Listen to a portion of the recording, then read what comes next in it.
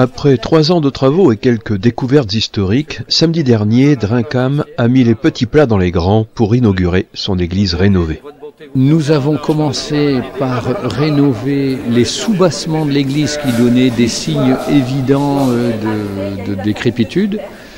Et l'employé communal nous avait dit cet hiver, je veux bien commencer le bas de l'église. Et à la réfection, ce qui devait durer tout l'hiver n'a duré qu'une semaine. Et puis nous avons du coup continué et essayé de trouver, comme dans un puzzle, les morceaux qui manquaient.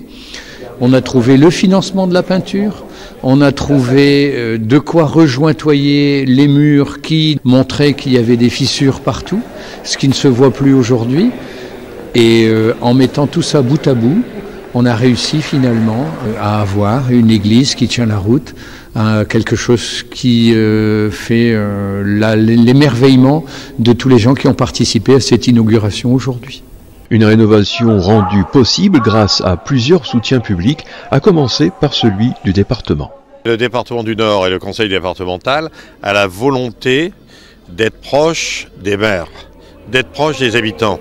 Une église fait partie du patrimoine.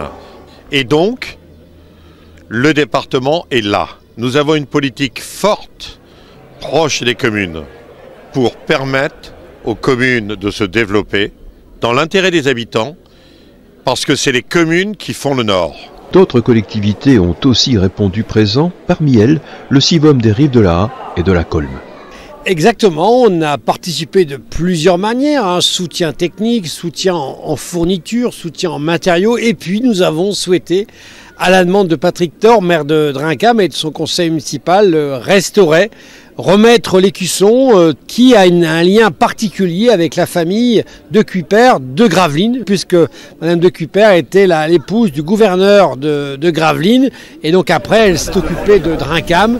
Donc il y a eu un lien très fort à un moment donné entre Gravelines et Drincam. Un autre partenaire du projet, la CCHF, qui a également apporté son soutien financier à cette restauration. Donc l'idée c'est d'avoir un patrimoine restauré qui pourra également être un élément patrimonial, architectural qu'on pourra mettre en avant au niveau de la CCHF, notamment dans le cadre du développement du tourisme. Ambition partagée par la première dame du village. On a notre église, mais il y a tout ce qui se rattache à l'histoire de cette église, à la construction de cette église et les églises qui ont précédé cette église actuelle, plus le château de Drincam qui était situé juste derrière ici, sur la mode féodale.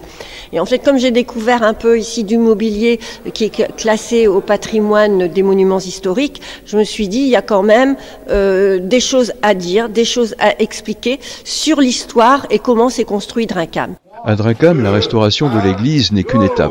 Pour les élus comme pour les bénévoles, le travail continue. Faire figurer Drincam sur les cartes de tourisme, transmettre l'histoire du village en attirant quelques visiteurs curieux au détour des chemins de la Flandre maritime.